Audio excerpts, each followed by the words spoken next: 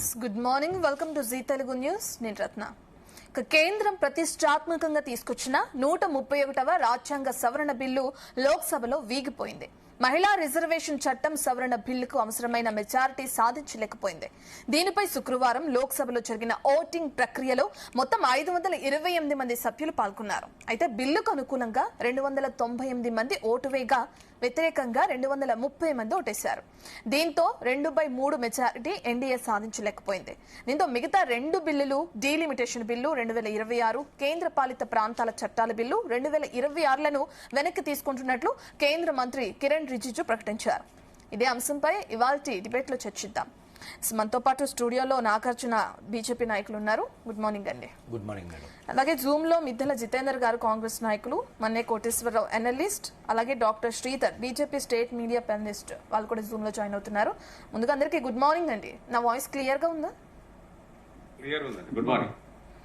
First Nagarjuna గారి దగ్గరికి వెళ్దాం. నాగార్జున గారు, మనం చూస్తున్నాం ఇప్పటికే ఏ విధంగా అయితే చర్చోపవాదనలు జరిగినాయో మనం లోక్సభలో చూసాం. బిల్లు వీగిపోయేలా చేసింది ప్రతిపక్షం. ఎలా చూడొచ్చు అంటారు దీన్ని? అంటే నిజంగా మహిళల కోసం మీరు తీసుకొచ్చిన బిల్లుని మరి ప్రతిపక్షాలు అడ్డుకోవటం వల్ల మహిళలకి నిజంగానే ఏదైనా ముందు ముందు మంచి జరిగే అవకాశం ఉంటుంది అనుకోవచ్చా? బిల్లు వీగిపోవటం ఎలా చూడొచ్చు అంటే మేడం, ఇక్కడ 2 వాదనలు వినిపిస్తుంది మేడం. మేము మహిళా రిజర్వేషన్ బిల్లు అంటున్నాం, వాళ్ళు ఏమన్నా అంటే ఇది మహిళా రిజర్వేషన్ బిల్లు కాదు, మహిళల పేర్లను అడ్డం పెట్టుకుని డీలిమిటేషన్ చేస్తూ వాళ్ళు లబ్ధి పొందడానికి రాజకీయ అవసరాల కోసం, నియోజకవర్గాల పెంపు కోసం ఇలాంటి తీసుకొచ్చారని చెప్పి వాళ్ళు అంటున్నారు. సరే, వాళ్ళ వాదన సైడే వెళ్ళాలి మేడం. ఇప్పుడు అవుననుకున్నా కదనగా మొదటికి 25 సంవత్సరాలు ఫీడ్ చేసిన ఇందిరాగాంధీ తర్వాత వాజ్పేయి గారు ఇంకొక 25 సంవత్సరాలు ఫీడ్ చేశారు. అవునన్నా కాదన్నా 2026లో డెఫినెట్గా డీలిమిటేషన్ కావాల్సిందే, జనాభా లెక్కలు తీయాల్సిందే. దాన్ని డెఫినెట్గా జనాభా లెక్కలు బేస్ చేసుకొని కొన్న ఎమ్మెల్యే కానీ ఎంపీ సీట్లు కానీ ఎవరు అడ్డుపడ్డా as per constitution as per law ఎవరైనా పెంచాల్సిందే. ఇప్పుడు నేను సూటి ప్రశ్న అడుగుతున్నాను కాంగ్రెస్ పార్టీ సోదరులు కానీ ఇంకొకరు కానీ నేను ఏం అడుగుతున్నాను అంటే, వీళ్ళు ఏమంటున్నారంటే ఇలా పెంచడం వల్ల ఉత్తరాది రాష్ట్రాలకు అన్యాయం జరుగుతుందని చెప్పి వీళ్ళు చెప్పడం జరుగుతుంది. సరే, అమిత్ షా గారు స్ట్రైట్ ఫార్వర్డ్ చెప్పారు. మొదటి రోజు చెప్పిన దానికి రెండో రోజు చెప్పిన దానికి చాలా క్లారిటీగా క్లియర్ గా ఆయన చెప్పాడు. దక్షిణాది మొదటి రోజు ఏం చెప్పారు? విత్ నెంబర్స్ తో కాదు, ఏపీ స్టేట్ కి అంతా, తెలంగాణ స్టేట్ కి అంతా, కర్ణాటక స్టేట్ కి నెంబర్ చెప్పారు. సెకండ్ రోజు ఏం చెప్పారు? లేదు, మీకు బిల్లులో పెట్టాలి, మరీ కోరుకున్నారు కాబట్టి నాకు 1 అవర్ టైం ఇవ్వండి. విత్ ఇన్ 1 అవర్ లో ఉత్తరాది రాష్ట్రాలకు ఎంత పెరుగుతుంది, దక్షిణాది రాష్ట్రాలకు ఎంత ఉంటుంది ఏందని చెప్పి ఈచ్ అండ్ ఎవర్ తీసుకొచ్చి నేను మళ్ళీ రివైజ్డ్ బిల్ పెడతాను, మీరు కూర్చొని 1 అవర్ వెయిట్ చేసి చెప్పమని చెప్పేసి నిజం చెప్పాలంటే ఉత్తరాది రాష్ట్రాలకి ఇది ఒక మంచి సువర్ణ అవకాశం అని మనం చెప్పుకోవాలి మేడం. ఎందుకు ఇది అన్నా అంటే, అవునన్నా కాదన్నా మా భారతీయ జనతా పార్టీ మా సైడ్ కన్నా అంటే హిందూ బెల్ట్ స్ట్రాంగ్ గా ఉండేది. అలాంటి హిందూ బెల్ట్ స్ట్రాంగ్ గా ఉన్నా కానీ వాళ్ళకంటే కూడా మన యొక్క హక్కుల్ని కాపాడు కోసం మన కోసం నిలబడి ఈరోజు ఇర్రెస్పెక్ట్ ఆఫ్ ద పాపులేషన్ నేను ఉన్నదానికంటే 50% పెంచుతాను ఒక మంచి సువర్ణ అవకాశాన్ని మనకిచ్చింది. దానివల్ల మనం డెఫినెట్ గా దీనికంటే బెస్ట్ ఆల్టర్నేటివ్ ఎవరైనా ఇంతవరకు పార్లమెంట్ లో చెప్పారంటే ఇప్పుడు దాకా ఎవరు చెప్పలే. గత 3 నెలల నుంచి పెంచుతున్నారు జరుగుతానని తప్పించి ఇంతకంటే బెస్ట్ ఆల్టర్నేటివ్ ఎవరైనా చెప్పారంటే ఎవరు చెప్పలేదు. ఈవెన్ కాంగ్రెస్ కూడా ఏంటంటే ఉత్తరాంధ్రకి అన్యాయం జరుగుతుందని చెప్పి బయటికి వెళ్ళింది తప్పించి, లేదు మీరు ఇలా ప్రపోజ్ చేయండి, ఉత్తరాంధ్రలో ఉన్న సీట్లు ఏదైతే ఆంధ్రప్రదేశ్ కు ఇన్ని సీట్లు పెంచండి, తెలంగాణకి ఇన్ని సీట్లు పెంచండి, కర్ణాటక ఇన్ని సీట్లు, తమిళనాడు ఇన్ని సీట్లు పెంచండి, ఎవరైనా బెస్ట్ ఆల్టర్నేటివ్ ఒక ప్రపోజల్ ఇచ్చారంటే ఇప్పుడు దాకా ఎవరు బెస్ట్ ఆల్టర్నేటివ్ ప్రపోజల్ ఇవ్వాల. వీళ్ళు చెప్పినట్టు కనుక చేస్తే ఇప్పుడు ఆటోమేటిక్ గా వాళ్ళ మంచి అవకాశం, భారతీయ జనతా పార్టీ ప్రాంతాలకు అతీతంగా అన్నిటికీ అతీతంగా ఒక మంచి అవకాశం మనకి ఇచ్చింది. ఉత్తరాంధ్రకి మంచి అవకాశం ఇస్తే ఈ రోజు మన అవకాశాన్ని వదిలేసుకోవడం వల్ల మనం చేసిన అది పెద్ద తప్పు ఏంటంటే, రేపు 2026లో ఏదైతే 26లో సెన్సస్ వచ్చిన తర్వాత నెక్స్ట్ జరిగే డీలిమిటేషన్ లో ఇన్ కేసు జనాభా లెక్కల గనక ప్రాతిపదిక గనక ఎమ్మెల్యే సీట్లు గనక ఎంపీ సీట్లు గనక పెంచితే మొదటిగా లాస్ అయ్యేది మన ప్రాంతాలకే, మొదటగా లాస్ అయ్యేది మన రాష్ట్రాలకే. అప్పుడు ఏం చెప్తారు సమాధానం? అది కనుక వీళ్ళు సమాధానం చెప్పాల్సింది. అదేంటంటే భారతీయ జనతా పార్టీ డీలిమిటేషన్ తీసుకొస్తుంది, మీరు రాజకీయంగా అడ్వాంటేజ్ పొందడానికి అంటే ఇప్పుడు దాకా 3 డీలిమిటేషన్లు జరిగినాయి. మరి 3 డీలిమిటేషన్లు ఎవరు మరి రాజకీయంగా ఎవరు అడ్వాంటేజ్ పొందారు? మీరు అడ్వాంటేజ్ పొందుతారన్నారు. నిన్న కాక మనం జరిగిన డీలిమిటేషన్ లో కూడా 2022లో కనుక Atal Bihari Vajpayee delimitation commission form చేస్తే అది 2007లో కంప్లీట్ చేస్తే 2009లో మీరే ఎలక్షన్ చేసుకున్నారు కదా. అంటే మీరు మీరు పొందొచ్చు రాజకీయ లబ్ధి, మేము పొందుతాం అని చెప్పి మీరు ఎలిగేషన్ చేస్తున్నారా? మీరు రాజకీయ ఎలా పొందారంటే దానికి నేను ఒక ఎగ్జాంపుల్ చెప్తాను మేడం. హైదరాబాద్, ఎస్పెషల్ తెలంగాణ హైదరాబాద్ లో దాదాపు ఈ యొక్క పాదబస్తీ ఏరియాలో మనం చూసుకుంటా పోతే హిందూ పాపులేషన్ 40% ఉండి, ముస్లిమ్స్ పాపులేషన్ హిందూ పాపులేషన్ 60% ఉండి, ముస్లిం పాపులేషన్ 40% ఉండేగా కాన్స్టిట్యూషన్ నియోజకవర్గాలు ఉంటే వీళ్ళు అధికారంలో ఉన్నప్పుడు అప్పుడు రాజశేఖర రెడ్డి గారు కానీ లేదా యూపీఏ 1 యూపీఏ 2 గవర్నమెంట్ ఉన్నప్పుడు కానీ దీన్ని ఏం చేశారంటే హిందూ పాపులేషన్ కి 38కి తగ్గిస్తూ ముస్లిం పాపులేషన్ దాదాపు 62% పెంచుతా వీళ్ళు నియోజకవర్గాలు పెంచి పాదబస్తీ కానీ ఇంకొక ఏరియా కానీ ఎంఐఎంకి అనుకూలంగా ఫిక్స్డ్ ఎమ్మెల్యే సీట్లు వచ్చే విధంగా మీరు చేశారు. ఇప్పుడు మీరు చేశారని చెప్పి ప్రతి ఒక్కళ్ళు అలా చేస్తారనుకుంటే ఎలా కుదురుతుందండి? ఇప్పుడు మీరు తీసుకున్న డెసిషన్ వల్ల ఇప్పుడు రేవంత్ రెడ్డి గారు దేశ్కి నేత అని చెప్పుకోవటానికి ఆయన యొక్క ముడ్డెన కూడా తోకం పట్టుకొని మన యొక్క నియోజకవర్గాలు మొత్తం యుద్ధం, ఇండియా మొత్తం యుద్ధం అని చెప్పి మనం ముందుకెళ్ళు ఈ రోజు ఆయన నమ్మి ముందుకెళ్ళటం వల్ల మనం బోల్తా పట్టం అదే జరుగుతుంది. ఇంతకంటే బెస్ట్ ఆల్టర్నేటివ్ ఇంతవరకు ఏమేదో కానీ ఎవరు కానీ ఇంతవరకు చెప్పట్లా. అన్యాయం జరుగుతుందని తప్పించి అన్యాయం ఎలా జరుగుతుందని ఒక్కరు కూడా సరిగ్గా చెప్పలేకపోతున్నారు. ఎస్పెషల్లీ అన్యాయం జరుగుతుందన్నారు. ఇంతకంటే బెస్ట్ ఆల్టర్నేటివ్ ప్రాక్టీస్ మీరు ఎవరైనా చెప్పగలిగారంటే ఎవరు చెప్పలేదు కదా. ఎవరు ఇంతవరకు చెప్పలేకపోయారు. చెప్పలేకపోను. ఇంకోటి ఇక్కడ ముస్లిం మహిళా రిజర్వేషన్ బిల్లు గురించి వద్దాం.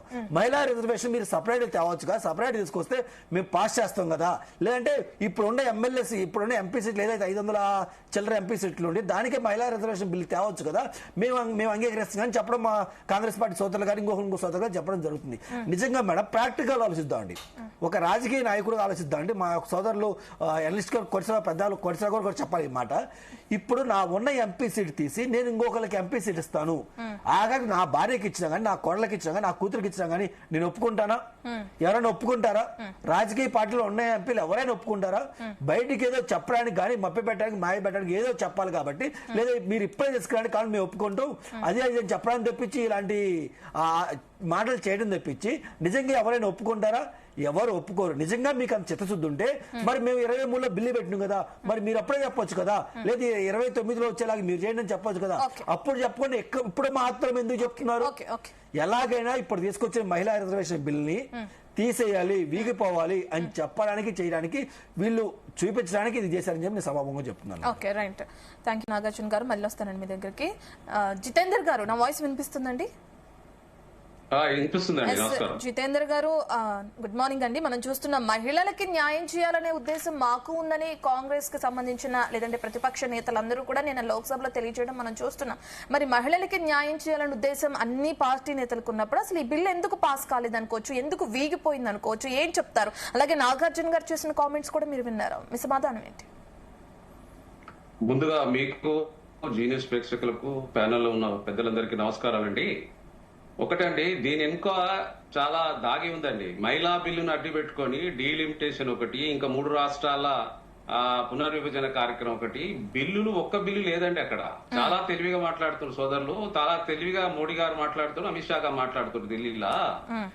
ఒక మహిళా బిల్లు లేదు అందులో. దాని వెనుక 3 బిల్లులు పెట్టి ఒక దాంట్లో ఒక దెబ్బతో 3 సాధించాలనే ప్రయత్నంతో ఇక్కడ దేశంలో ఉన్నటువంటి దేశాన్ని ఏం చేయాలనుకుంటున్నారో అర్థం కాని పరిస్థితి. ఇప్పుడు ఇంతకు ముందు ఏమో ఆ బిల్లులో మరి డీలిమిటేషన్ బిల్లు పెట్టిర్రు, మహిళా బిల్లు పెట్టిండ్రు. అందులో ఒక్క బిల్లు లేదల్లా 3 బిల్లులు ఉన్నాయి. మేము మహిళల కోసం వ్యతిరేకం కాదు, మొదటి నుంచి మహిళా రిజర్వేషన్ కోసం బిల్ తెచ్చిందే కాంగ్రెస్ పార్టీ, మహిళల సంక్షేమం కోసం చేసిందే కాంగ్రెస్ పార్టీ, ఈ దేశ స్వతంత్రం కోసము అనేక రకాలు బలైందే కాంగ్రెస్ పార్టీ. కాంగ్రెస్ పార్టీ మొదటి నుంచి మహిళలకు వ్యతిరేకంగా లేదని మొదటి నుంచి చెప్తుంది. కానీ ఇది దేశంలో మరి మోడీ గారు ఒక్కరే ఉన్నారా? వారికి సంపూర్ణమైన మెజార్టీ వచ్చిందా? సంపూర్ణమైన మెజార్టీ రాలేదు. వాళ్ళ అలయన్స్ గవర్నమెంట్ ఉంది. ఈ రోజు 200 పైచీలకు మరి ప్రతిపక్షం సీట్లు ఉండగా కూడా వారితో చర్చించరు, ఏ బిల్ల విషయం చర్చించరు, మరి దేశంలో జరుగుతున్న విషయాల గురించి చర్చించరు. అంటే నేను ఏది ఇస్తే అది ఆమోదించాలనేది ఒక డిటెక్టర్షిప్ లాగా, ఒక నియంత్రలాగా ఈ మోడీ గారు ప్రయత్నం చేస్తున్నారు. మరి ఇప్పుడు 5 రాష్ట్రాలలో ఎలక్షన్స్ జరుగుతున్నాయి, ఆగమేఘాల మీద ఎందుకు పెట్టాలండి? మరి అదే విధంగా సరే ఒక బిల్లును పెట్టాలనుకున్నప్పుడు ప్రతిపక్షంతో కూర్చొని మాట్లాడి మేము ఈ బిల్లులు పెట్టినాము, మీ సాధక బాధకాలు ఏముంటాయి? డీలిమిటేషన్ అనేది చాలా పెద్ద సమస్య అండి. ఈ రోజు మన సౌత్ వచ్చే వరకే మన ఫెర్టిలిటీ అంతా తగ్గిపోయింది, మన జనాభా తగ్గిపోయినాం. మనం కుటుంబ నియంత్రణ పాటించినాం ఆ రోజు తీసుకొచ్చిన తర్వాత. కాబట్టి ఈ రోజు సౌత్ లో మనము ఆ రోజు ఇప్పుడు బిల్లు పెట్టిన డీలిమిటేషన్ లా సోదరునికి తెలియదు అది, కానీ జనాభా ప్రాతిపదికన పెడతా అంటే టోటల్ గా మన సీట్లు తగ్గిపోతాయి. మరి దాన్ని మాట్లాడకుండా ఉంటే ఈ రోజు నార్త్ సైడ్ లో ఈ సౌత్ సైడ్ నుంచి వచ్చేటువంటి ఎకనామికల్ గా ఈ 5 రాష్ట్రాల నుంచి పెద్ద ఎత్తున ధనాన్ని కేంద్రానికి సమకూరిస్తే ఇక్కడ ఇచ్చేదానికి 100 రూపాయలు ఇస్తే ఇక్కడ 40 రూపాయలు కూడా ఇవ్వట్లేదు. అదే విధంగా ఉన్నటువంటి నార్త్ రాష్ట్రాలలో ఉన్నటువంటి బీజేపీ పాలిత ప్రాంతాలలో దాదాపుగా 300-400 రూపాయలు ఇస్తూ ఆ రకంగా ధన దోపిడీ జరుగుతుంది. ఈ రక డీలిమిటేషన్ లో ఈ రోజు జనాభా ప్రాతిపదికన చేస్తే అక్కడనే పెరుగుతుంది. ఈ 5 రాష్ట్రాలలో ఈ రోజు ఉన్నటువంటి జనాభా ప్రకారంగా ఒక ఉన్నటువంటి ఉత్తరప్రదేశ్ లో 11 కోట్ల జనాభా పెరిగిపోయిందండి ఇక్కడ. కాబట్టి గమనించాలి మనం అంతగా దీంట్లో. ఇప్పుడు బీజేపీ చేస్తున్నటువంటి మహిళా బిల్ వెనుక డీలిమిటేషన్ బిల్ పెట్టింది. ఇది తప్పు కదా, మొదటి నుంచి కాంగ్రెస్ పార్టీ చెప్తుంది. అదే విధంగా మహిళలకు కూడా ఈ రోజు దేశంలో 55% బీసీలు ఉన్నారు. రాహుల్ గాంధీ గారు ఒకటే చెప్తున్నారు, ఎంత ఉన్నారో అంత భాగస్వామ్యం ఇవ్వండి, వాళ్ళకి రిజర్వేషన్లు కల్పించండి, ఈ గొడవలు తీరిపోతాయని మొదటి నుంచి చెప్తున్నారు ఆయన రాహుల్ గాంధీ గారు. కాబట్టి ఎక్కడ వినిపించుకోకుండా ఆగమేఘాల మీద మేము పెట్టిన బిల్లులని పాస్ చేయమంటే ఈ రోజు ఏమైంది, పరాభవం తప్పలేదు బీజేపీ వాళ్ళకు. కానీ చాలా తప్పు జరుగుతుంది. అసలు దేశాన్ని ఏం చేయాలనుకుంటున్నారు, ముక్కలు చేయాలనుకుంటున్నారా? దేశాన్ని సార్వభౌమత్వాన్ని ఉన్నటువంటి విచ్ఛిన్నం చేయాలనుకుంటున్నారా? అసలు ఏం చేయాలనుకుంటున్నారు? సౌత్ నార్త్ ని విడగొట్టాలనుకుంటున్నారా?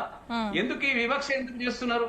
అదే విధంగా చూస్తే ఈ రోజు ఫారెన్ పాలసీలో ఎంతసేపు ఏదైనా జరిగితే అక్కడ నుంచి ట్రంప్ డిక్లేర్ చేస్తే మన వార్ ఆగిపోతుంది. ఆ రోజేమో వార్ చేసేటప్పుడేమో ప్రతిపక్షాలు అవసరము. ఈ రోజు ఇంత పెద్ద ప్రజాస్వామ్య దేశంలో 140 కోట్ల జనాభా ఉన్న దాంట్లో ప్రతిపక్షం ఉన్నటువంటి నాయకునికి పిలువరు, మాట్లాడరు, చెయ్యరు, వివరణ తీసుకోరు. అంతా ఇష్టారాజ్యమేనా? ఏం చేసినా కూడా ఒప్పుకోవాలనా? మేఘాల మీద బిల్లులు ఎందుకు పెట్టాలండి? చర్చ జరపాలి కదా దీని మీద. చర్చ జరపకుండా పెట్టడం ఇది సరైన పద్ధతేనా? మరి నార్త్ కు జరుగుతున్నట్టు అన్యాయాన్ని ఇక్కడ ఉన్నటువంటి దుర్మార్గమైనటువంటి మంత్రులు ఉన్నారు మన రాష్ట్రంలో, తెలంగాణలో. కనీసం నోరెత్తి ఇది తప్పు అని చెప్పలేని పరిస్థితి. ప్రాంతీయ భావాలు కూడా లేవు వీళ్లకు. ఎంతసేపు పార్టీ స్వార్థాలు. 2 మినిస్టర్లు ఉన్నారు ఈడ మన రాష్ట్రం నుంచి, తెలంగాణ నుంచి 8 మంది ఎంపీలు గెలిపిస్తే 2 మంత్రులు ఉంటే కనీసం ఒక్క మాట కూడా పార్లమెంట్ లో మాట్లాడరు. వారికి పదవులు తప్ప ఏమీ అవసరాలు లేవు. డెవలప్మెంట్ అవసరం లేదు. మరి అనేక హామీలు ఇచ్చిన విభజన హామీలు, కనీసం విభజన హామీల గురించి మాట్లాడరు. హైదరాబాద్ ఉన్నటువంటి మన రాష్ట్రంలో 2 కోట్ల మంది హైదరాబాద్ లో నివసిస్తుంటే 10 మున్సిపల్ ఎలక్షన్ లో 10 కోట్ల మంది 10,000 కోట్లు తెచ్చి హైదరాబాద్ డెవలప్ చేస్తాను ఇదే కృష్ణారెడ్డి గారు చెప్పి ఒక్కసారి కూడా ఒక మాట మాట్లాడారు. ఇంత దౌర్జంగా, ఇంత దుర్మార్గంగా ఇక్కడ వాళ్ళు అక్కడ వాళ్ళు కలిసి బీజేపీ వారికి ఒక్కటే స్వార్థం, పరిపాలన కావాలి, పాలన కావాలి. మరి ఆ రోజు నుంచి 2023 బిల్ తెచ్చినప్పుడు పూర్తిగా ఆ రోజే చేయొచ్చు కదా మహిళల రిజర్వేషన్. 2029 వరకు ఎందుకండి? అంటే మహిళలకు అన్యాయం చేస్తూ పోతా ఉంటారా? మరి ఆ 29 వరకు ఎందుకు ఆగాలి మహిళలు? మనం ఉన్నటువంటి మన ఇండియాలోనే సగం శాతం ఉన్న మహిళలకు ఎందుకు అన్యాయం చేయాలి? ఓకే జితేందర్ గారు, మళ్ళీ వస్తాను జితేందర్ గారు. శ్రీధర్ గారు, నా వాయిస్ క్లియర్ గా ఉంది కదండి? శ్రీధర్ గారు, మహిళా బిల్లుకు మేము వ్యతిరేకం కాదు, కానీ దాన్ని డీలిమిటేషన్ తో ముడిపెట్టడానికి మేము వ్యతిరేకం అని చెప్పి నిన్న రాహుల్ గాంధీ చేసిన కామెంట్స్ మనం విన్నాం.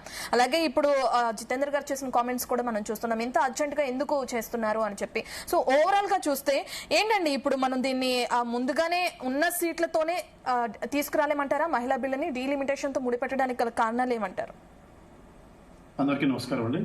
జీటీవీ ప్రేక్షకులకు, డిబేట్ లో ఉన్నటువంటి పెద్దలందరికీ కూడా నమస్కారం. మంచి క్వశ్చన్ మేడం, మీరు అడిగింది బేసిక్స్ మనం వెళ్ళాలి. 2023లో మహిళా రిజర్వేషన్ బిల్లు పాస్ కావడం జరిగింది, రాష్ట్రపతి యొక్క ఆమోదం కూడా పొందడం జరిగింది. ఆ బిల్లులో ఉన్నటువంటి అంశం ఏంటంటే, ఈ ఇంప్లిమెంటేషన్కి రావాలంటే, మహిళా రిజర్వేషన్ బిల్లు ఇంప్లిమెంటేషన్కి రావాలంటే డీలిమిటేషన్ ప్రక్రియ, రాబోయేటువంటి డీలిమిటేషన్ ప్రక్రియ మరియు జనగణన ఈ 2 పూర్తి చేసుకున్న తర్వాతనే ఇంప్లిమెంటేషన్ వస్తున్నదని ఒక క్లాస్. దీన్ని మనం ముందుగా అర్థం చేసుకోవాలి. ఇక్కడ ప్యానల్లో ఉండేటువంటి వాళ్ళు కావచ్చు, మిగతా పార్టీలందరూ కూడా దీన్ని యాక్సెప్ట్ చేయాలి. 2023లో పాస్ అయినటువంటి బిల్లులో స్పష్టంగా పేర్కొనబడింది. ఆ 2023 బిల్లు కేవలం భారతీయ జనతా పార్టీ పాస్ చేసింది కాదండి. పార్లమెంట్ లో, లోక్సభలో ఉన్నటువంటి అన్ని పార్టీల మద్దతు ఏకకంఠం పట్టుకున్నటువంటిది. ఆ రోజు ఏ పార్టీ అడ్డుబల్లా, క్లాస్ తీసేయడానికి అడ్డుబల్లా. ఆ రోజు అందరూ ఒప్పుకున్నారు 2023లో. ఒప్పుకున్నటువంటి దాన్ని 2023 బిల్లు ఉన్నటువంటి డీలిమిటేషన్ ప్రక్రియ చేసిన తర్వాతనే పాపులేషన్ సెన్సస్ అయిపోయిన తర్వాతనే మనకు ఇంప్లిమెంటేషన్ ఆస్కారం ఉన్నటువంటి బేస్ చేసుకుని 2026 కాన్స్టిట్యూషనల్ అమెండ్మెంట్ 131 అమెండ్మెంట్ బిల్ తీసుకురావడం జరిగింది. ఈ అమెండ్మెంట్ బిల్ లో చేసినటువంటి అంశాలు ఏంటంటే పార్లమెంట్ సీట్ల సంఖ్య పెంచడం 543 నుంచి 815 దాకా పెంచడము, తర్వాత మహిళా రిజర్వేషన్ అప్లై చేయడము, ఈ రకమైనటువంటి అంశాలతో ఈ బిల్లును ప్రవేశపెట్టడం జరిగింది. మరి డీలిమిటేషన్ గురించి ఎందుకు డీలిమిటేషన్ సెన్సస్ అయిపోయిన తర్వాత డీలిమిటేషన్ చేసుకుని తర్వాత వెళ్ళొచ్చు కదా అనుకుంటే అది చాలా టెక్నికల్ విషయాలు, చాలా అడ్డంకులు ఇచ్చేటువంటి అవకాశాలు చాలా ఉన్నాయి. సెన్సస్ కావచ్చు, డీలిమిటేషన్ కావచ్చు, 543 నియోజకవర్గాలు తిరిగి ఆ డీలిమిటేషన్ ప్రక్రియ అంతా పూర్తి చేసుకుని మనం వెళ్ళేసరికి 2029లో ఆచరణలోకి తీసుకురావడం సాధ్యం కాదు. భారతీయ జనతా పార్టీ యొక్క నరేంద్ర మోడీ గారి యొక్క విజన్ ఏంటంటే 2029లో పార్లమెంట్ లో తప్పనిసరిగా 33% మంది మహిళలు కూర్చోబెట్టాలి. ఏ రాష్ట్రంలో అసెంబ్లీకి జరుగుతాయో 2029 నుంచి అన్ని అసెంబ్లీల్లో 33% మహిళలు ఉండాలి అనేటువంటి ఒక మంచి ఉద్దేశంతో మహిళలకు రాజ్యాంగ అధికారులు, మహిళలకు రాజకీయ అధికారులు, మహిళలకు చట్టసభల్లో కూర్చోబెట్టాలన్నటువంటి ఉద్దేశం తీసుకొచ్చినటువంటి బిల్లు 2026 కాన్స్టిట్యూషనల్ అమెండ్మెంట్ బిల్లు. దీన్ని అర్థం చేసుకోకుండా సౌత్ నార్త్ అంటారు. ఆ పాయింట్ కూడా క్లారిటీ ఇవ్వడం జరిగింది. ఆ పాయింట్ క్లారిటీ ఏమి ఇచ్చారంటే 50% ఫార్ములా. నార్త్ జనాభా కాదు, సౌత్ జనాభా కాదు, ఇంకోటి ఈస్ట్ కాదు, వెస్ట్ కాదు, 50% ఫార్ములా 50. ఎక్కడ ప్రతి స్టేట్ లో 50% సీట్లు పెరిగేటట్టుగా 10 అందులో బిల్లులో పెట్టలేదండి, బిల్లులో పెట్టలేదు, జనాభా ప్రాతిపదికన పెట్టిండ్రు. మీరు తప్పు మాట్లాడుతున్నారు. బిల్లులో వినాలి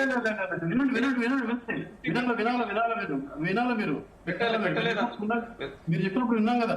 ఈ 50% ఫార్ములా అని అన్ని పార్టీలు ఒప్పుకుంటే 1 గంటలోనే మేము చేరుస్తామని చెప్పేసి అమిత్ షా గారు పిలుపునివ్వడం జరిగింది. మీరు ఉన్నారు, మీ కేరళకు సంబంధించినటువంటి నాయకులు గంటసేపు మాట్లాడారు. ఆయన చెప్పడం జరిగింది. 1 గంటలోనే మేము పాయింట్ చేస్తాం, రండి అందరం కలిసి ఆ పాయింట్ 50% ఫార్ములా యాక్సెప్ట్ చేద్దామని చెప్పేసి. ఏదైనా రాష్ట్రంలో 10 సీట్లు ఉన్నాయంటే ఎంపీ సీట్లు ఆ రాష్ట్రానికి కొత్త అమెండ్మెంట్ ప్రకారం 15 సీట్లు వస్తాయి. 50% పెరుగుదల. 20 ఉండే వాళ్ళకి 30 అయితే, 30 ఉండే వాళ్ళకి 45 అయితే, 80 ఉండే వాళ్ళకి 120 అవుతుంది. ఈ విధంగా 50% ఫార్ములాని యాక్సెప్ట్ చేద్దాము. 1 గంటలోనే ఈ పాయింట్స్ ని బిల్లులో చేర్చుకుందాము. ఈ బిల్లు పాస్ చేద్దామని అడుగుకుంటే ఎవరు కూడా వినకుండా అడ్డుకొని అఖిలేష్ యాదవ్ గారికి ఒక అడుగు ముందుకేసేసి నేను బైకాట్ చేస్తున్నా, మీరు ప్రధానమంత్రి పదవి మహిళలకు ఇస్తాను చెప్పినప్పటికీ కూడా చెప్పినా కూడా నేను ఒప్పుకొని బిల్లులు అని చెప్పేసి బయటకు వెళ్ళిపోయి ఏదైతే విజయోత్సవాలంట. ఎవరి మీద విజయం సాధించారు? ఈ దేశ మహిళల పైన విజయం సాధించారు. మీరు ఎవరి మీద విజయం సాధించారు? తర్వాత సౌత్ నార్త్ అనేటువంటిది అంటున్నారు. సౌత్ నార్త్ ఎక్కడుందండి? సౌత్ లో ఉన్నటువంటి రాష్ట్రం ఈరోజు ఇక్కడ కాంగ్రెస్ పెద్దలు కూర్చున్న జితేందర్ గారు, మీరు తమిళనాడు కర్ణాటక మధ్యలో జరిగేటువంటి కావేరీ జల వివాదాన్ని పరిష్కరించవచ్చు కదా. మీరిద్దరు ఫ్రెండ్సే కదా. సౌత్ అనేటువంటి ఫీలింగ్ మీకు ఉంది కదా. సౌత్ కు అన్యాయం జరుగుతుందని ఫీలింగ్ ఉంది కదా. సౌత్ లో ఉన్నటువంటి రాష్ట్రాలు కర్ణాటకలో, తమిళనాడులో ఉన్నటువంటి రైతులకు మీరు న్యాయం చేయొచ్చు కదా. అదేవిధంగా కర్ణాటకలో మీ ప్రభుత్వం ఉంది, తెలంగాణ మీ ప్రభుత్వం ఉంది. కృష్ణా జలాల వివాదం గురించి మీరు ఒక అండర్స్టాండింగ్ రావచ్చు కదా. అలబట్టి డ్యామ్ హైట్ పెంచకుండా సౌత్ ఫీలింగ్ ఉంది కదా మీకు. ఇక్కడ రైతులకు న్యాయం చేయొచ్చు కదా. ఇక్కడ అప్లై చేయాలన్నమాట. ఆడ కూర్చొని 50% సీట్స్ రైజ్ చేద్దామంటే లేదు, ఇది సౌత్ అన్యాయం జరుగుతుంది. ఎక్కడ జరుగుతుంది సౌత్ అన్యాయము? 50% సీట్ తెచ్చిన తర్వాత ఎక్కడ చూసుకునే ఇప్పుడు 543లో ఉన్నటువంటి 28% సీట్స్ సౌత్ ఇండియాకు ఉన్నటువంటివి అదే 28% 815 సీట్స్ లో కూడా వస్తుంది. కాబట్టి దీంట్లో స్పష్టమైనటువంటి క్లారిటీ ఇవ్వడం జరిగింది. ఇందులో అబ్జెక్షన్స్ చెప్పడానికి వాళ్ళకి ఏం లేవు, కేవలం రాజకీయ కారణాలు. ఈ కాంగ్రెస్ పార్టీ అనేటువంటిది పెద్ద కుటుంబ పార్టీ దేశంలో. డిఎంకే కుటుంబ పార్టీ, మమతా బెనర్జీ టీఎంసీ కుటుంబ పార్టీ, శివసేన యూటీఎఫ్ కుటుంబ పార్టీ. ఈ కుటుంబ పార్టీలకు మహిళల యొక్క అభ్యున్నతి, మహిళల యొక్క రాజకీయ చైతన్యం, మహిళలకు ఉన్నటువంటి రాజకీయ అవకాశాలు ఉండకూడదు. మహిళలు ఎక్కడ ఉన్నటువంటి వాళ్ళు అక్కడ ఉన్నటువంటి ఒక దృఢమైనటువంటి నిశ్చయం ఉన్న వాళ్ళు. కేవలం పార్లమెంట్ లో 11% ఉన్నారు ఈ రోజు మహిళలు. లోక్సభలో ఉన్నటువంటి మహిళల శాతం 14%. దాన్ని 33% తీసుకెళ్లాలని నరేంద్ర మోడీ గారి పట్టుదల. దీన్ని ఎలాగైనా నరేంద్ర మోడీ గారికి క్రెడిట్ రాకూడదు, నరేంద్ర మోడీ గారి హయాంలో జరగకూడదు అనేటువంటి ఒక పట్టుదలతో వాళ్ళు ఈరోజు మోడీ గారు విషయం గమనించారు. శ్రీధర్ గారు మళ్ళీ వస్తానండి మీ దగ్గరికి. కోటేశ్వరరావు గారు నమస్తే అండి. మనం చూస్తున్నాం ఇప్పటికే ఈ బిల్లుని ఏ విధంగా అయితే నిన్న వీగిపోయేలా చేశారో కూడా చూస్తున్నాం. అయితే అధికార పక్షం ఓడిపోయి గెలిచింది, విపక్షం గెలిచి ఓడిపోయింది అనుకోవచ్చా? ఎందుకంటే రేపు ఎలక్షన్స్ లో దీన్నే అస్త్రంగా తీసుకునే అవకాశం ఉందనుకోవచ్చు ప్రభుత్వం. మరి అసలు నిజంగా మహిళల పేరుతో ఇరు పక్షాలు రాజకీయం చేస్తున్నాయి అనుకోవచ్చా? మహిళలకి న్యాయం చేయాలనే ఉద్దేశం ఉందా? అసలు మీ అనాలిసిస్ ఏంటండి దీనిపైన? మహిళల పేరుతో రాజకీయం చేసింది బీజేపీ.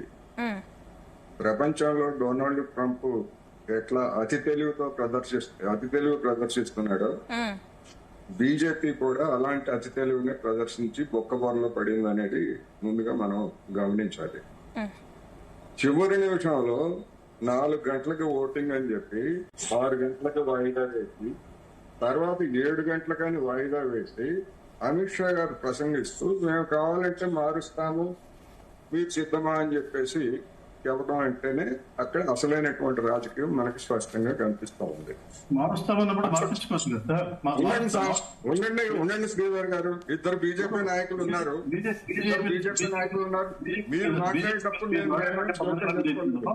మీరు మాట్లాడేటప్పుడు నేనేం జోక్యం చేసుకోలేదు. శ్రీధర్ గారు ఒక్క నిమిషం అండి. శ్రీధర్ గారు మీ దగ్గరికి నేను మళ్ళీ వస్తాను. శ్రీధర్ గారు ఒక్క నిమిషం. మహిళా బిల్లు గురించి మాట్లాడుతున్నాను, అతి తెలివి గురించి మాట్లాడుతున్నా, బీజేపీ అతి తెలివి గురించి మాట్లాడుతున్నాను. నా ఇష్టం అండి, నా ఇష్టం. మీరెవరు? Who are you? ఇది కూడా నా ఇష్టం. శ్రీధర్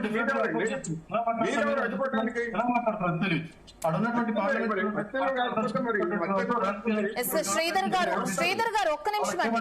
శ్రీధర్ గారు నేను మళ్ళీ మీ దగ్గరకు వస్తానండి, మనకి టైం లేదు. ఒక్క నిమిషం ఆయన మాట్లాడనివ్వండి. అతి తెలివే డెఫినెట్ గా కంటిన్యూ చేయండి. అతి తెలివితోటి మహిళలకు అన్యాయం చేశారనేది నేను చెప్పదలుచుకుంది. మహిళలకి అతి తెలివి ప్రదర్శించి మహిళలకు అన్యాయం చేశారనేది నేను చెప్పదలుచుకున్నాను. ఇప్పుడు చివరి నిమిషంలో డిస్కషన్కి పెట్టి మేము మారుస్తాము మీరని చెప్పేసి అంటే మరి అంతకు ముందు రోజు లేదా ఆ రోజు వరకు సాయంత్రం వరకు మరి ఈ పెద్దలు ఏం చేశారు? ప్యానెల్ స్పీకర్ గా ఉన్నటువంటి కృష్ణప్రసాద్, తెలుగుదేశం నాయకుడు, ఆయన ఏం చెప్పాడు? నిన్న ఉదయం వచ్చినటువంటి టీవీ ఇంటర్వ్యూలో మారుస్తామన్నారు, మేము చెప్పాము ఇట్లాగైతే మాకు కూడా ఇబ్బంది అవుతుంది హోంమంత్రి గారు అని చెప్తే మారుస్తామన్నారు అని చెప్పారు. మరి తెలుగుదేశం నాయకులకి ఇచ్చిన హామీ మేరకు ఎందుకు మార్చలేదు బిల్లు? లాస్ట్ మినిట్ లో ఆ మాత్రం తెలివితేటలో జనానికి లేవనుకుంటున్నారా? అందుకనే అతి తెలివి అంటున్నాను. మీకు అసలు చిత్తశుద్ధి ఉంటే, బీజేపీకి చిత్తశుద్ధి ఉంటే ముందే ఎందుకు పెట్టలేదు? మొదటి నుంచి చెప్తున్నారు కదా 50% అని చెప్పేసి మొదటి నుంచి చెప్తున్నారు కదా. అంటే ఊరికే జుమ్లా మాటలు చెప్తారు పైకి, చట్టాల్లో మాత్రం లేకపోతే బిల్లులో మాత్రం దాని గురించి మాట్లాడు. ఇది అతి తెలివి కాకపోతే ఇంకా ఏమిటంటారు దీన్ని? ఇంకోటి, మన ఇద్దరు బీజేపీ మిత్రుల్లో మరి శ్రీధర్ గారు గతంలో ఏ పార్టీలో ఉన్నారో తెలియదు. మన నాగార్జున గారు కొత్తగా బీజేపీ తీర్థం పుచ్చుకున్నారు. హైదరాబాద్ లో మజ్లిస్ కి అనుకూలంగా సీట్లని డీలిమిటేషన్ పెట్టారు. అప్పుడేం బీజేపీ ఏం వ్యతిరేకించలేదు. నాగార్జున గారు మీరు కొత్తగా తీర్థం పుచ్చుకున్నారు కనుక మీరు కొత్త మాటలు మాట్లాడుతున్నారు. డీలిమిటేషన్ అనేటువంటిది కేంద్ర ప్రభుత్వం ఆధ్వర్యంలో మార్గదర్శకాలకు అనుగుణంగా నడుస్తుంది. ఒక రాష్ట్రానికి అన్ని అది జరిగింది. అట్లాంటి జరిగింది ఎక్కడ జరిగిందంటే కాశ్మీర్ లో జరిగింది, అస్సాంలో జరిగింది మత ప్రాతిపదికన. మీరు అది మర్చిపోయి ఎప్పుడో 2008లో 2009లో జరిగిన దాని గురించి ఇప్పుడు చెప్తున్నారు మీరు. ఓకే, మీరు కొత్తగా ఆ పార్టీలో చేరారు కనుక మీకు లేకపోతే మీకు సేవ్ ఉండదు అనుకోండి. అందుకని ఖచ్చితంగా ఆ పని చేసుంటే అప్పుడు ప్రతిపక్షాలు ఏ విధంగా నమ్మే పార్లమెంట్ లో చెప్తారు ఆంధ్రప్రదేశ్ కి 39 సీట్లు వస్తాయి, లేకపోతే తెలంగాణకి 49 సీట్లు వస్తాయని చెప్పేసి చెప్తారు. కానీ బిల్లులో మాత్రం బెటరు. దీన్ని అతి తెలివిగాక ఏమంటారు? అందుకని తగినటువంటి ఫలితం అనుభవించారనేటువంటిది నేను ఈ సందర్భంగా చెప్పదలుచుకున్నా. ఎవరికైనా ఇదే జరుగుతుంది. ఇలాంటి తెలివితేటలు ఎక్కువగా ప్రదర్శిస్తే ఎవరికైనా ఇలాగే జరుగుతుంది. ఇప్పుడు బీజేపీకి అసలైనటువంటి పరీక్ష ఉంది. అసలు వాళ్ళకి చిత్తశుద్ధి ఏమిటి అనేటువంటిది నేను ప్రశ్నిస్తున్నా. 2023లో పార్లమెంట్ లో మహిళా రిజర్వేషన్ బిల్లును ఆమోదిస్తే రాష్ట్రపతి కూడా ఆమోదం పొందితే అసలు గెజెట్ నోటిఫికేషన్ ఎందుకు చేయలేదండి? ఎప్పుడు చేశారు? మొన్న రాత్రి 8:30కి చేశారు. వీళ్ళు అతి తెలివి, అందుకే అతి తెలివి అనేటువంటి అన్పార్లమెంటరీ వర్డ్ కాదు. వీళ్ళు అతి తెలివి గురించి మొన్న రాత్రి 8:30కి గెజెట్ నోటిఫికేషన్ ఇచ్చారు. ఎందుకు ఇచ్చారు గెజెట్ నోటిఫికేషన్? పార్లమెంట్ లో ఉన్నటువంటి బలాబలాల ప్రకారం రాజ్యాంగ సవరణ నెగ్గేటువంటి అవకాశం లేదు. ఓడిపోయేట్లయితే 2023లో చేసినటువంటి బిల్లు కూడా చెత్తబుట్టలోకి వెళ్తుంది. ఆ చెత్తబుట్టలోకి వెళ్తే ఆ పరువు, ఆ ఘనత ప్రపంచ గురు విశ్వగురు మోడీ గారికి దక్కుతుంది అనేటువంటి భయంతో ఖచ్చితంగా వాళ్ళకి తెలుసు, ముందు రోజే తెలుసు ముందు రోజు రాత్రి 8:30కే వాళ్ళకి అర్థమైపోయింది. అర్థమైపోయి రాత్రి 8:30 గంటలకి, మొన్న రాత్రి 8:30 గంటలకి నోటిఫికేషన్ ఇస్తారా? ఏం చిత్తశుద్ధి అండి వీళ్ళ చిత్తశుద్ధి? వీళ్ళ మాటలు నమ్మడానికి ఏంటి? మోడీ గారైనా అమిత్ షా గారైనా వాళ్ళు పెద్దవాళ్ళు కావచ్చు, కానీ వాళ్ళకు ఉన్నటువంటి విశ్వసనీయత ఏంటనేటువంటిది వాళ్ళ ప్రశ్న. ఇన్ని చేసి ఆశ్చర్యం ఏంటంటే వీళ్ళు ముందుగానే ప్లే కార్డులు తయారు చేసి పెట్టుకున్నారండి. లేకపోతే నిన్న బిల్లు ఓడిపోగానే ఆ బీజేపీకి చెందినటువంటి వాళ్ళు ప్లే కార్డులతో ఎట్లా ప్రదర్శన చేస్తారు అంటే వీళ్ళకి ముందే తెలుసు. ప్లే కార్డులు కూడా ముందే రెడీ చేసుకుని పెట్టుకున్నారనమాట ప్రతిపక్షాల మీద దాడి చేయడానికి. నరేంద్ర మోడీ గారే అన్నారు కదా, ఒకవేళ బిల్లు ఓడిపోతే మాకే లాభం అని చెప్పేసి. అంటే ఏంటి? ఈ విధమైనటువంటి దాడి చేయడానికి ముందుగానే పథకం వేసుకొని ప్లే కార్డులు తయారు చేసుకొని జనాలంతా రెడీగా పెట్టుకొని ఇన్ని చేసినటువంటి వాళ్ళు అతి తెలివి కాకపోతే నిజమైనటువంటి రాజకీయం ఉందా ఇది? కోటేశ్వరరావు గారు మళ్ళీ వస్తానండి. నాగార్జున గారు ఎలా చూస్తారు? ఫస్ట్ ముందు కాంగ్రెస్ మిత్రులు చెప్పేదానికి సమాధానం చెప్తాను మేడం. వాళ్ళు ఏమంటున్నారంటే మా కాంగ్రెస్ పార్టీ స్త్రీలకు కానీ మహిళలకు కానీ ఏమి చేయడానికి ముందు ఉంటుంది. ఇంకా చెప్పాలంటే స్త్రీల ఉద్ధరణ పార్టీ మాది, వాళ్ళకి అన్ని చేసింది మేమని చెప్పి మా సోదరులు చెప్పడం జరిగింది. మీరేం చేశారు ఏందో చరిత్ర మీరు మర్చిపోవచ్చు సార్. చరిత్ర ఒకసారి మనం తిరిగి చూసుకుంటే అనలిస్ట్ గారు కూడా ఒకసారి కాంగ్రెస్ ఫేవరెట్ స్టార్ట్ తీసుకోకుండా నేను చెప్పిన చరిత్ర రైట్ రంగు ఒకసారి మీరు చెక్ చేసుకుని తర్వాత చెప్పాల్సింది కోరుతున్నానండి. ఎందుకంటే మమ్మల్ని ఎక్కారు, ఇప్పుడు మీరు కాంగ్రెస్ ఎక్కాల్సిన టైం వచ్చింది, మరి మీరు ఎక్కుతారు లేదు కూడా మేము చూస్తాను. సార్ చరిత్రలోకి వెళ్తాను మేడం.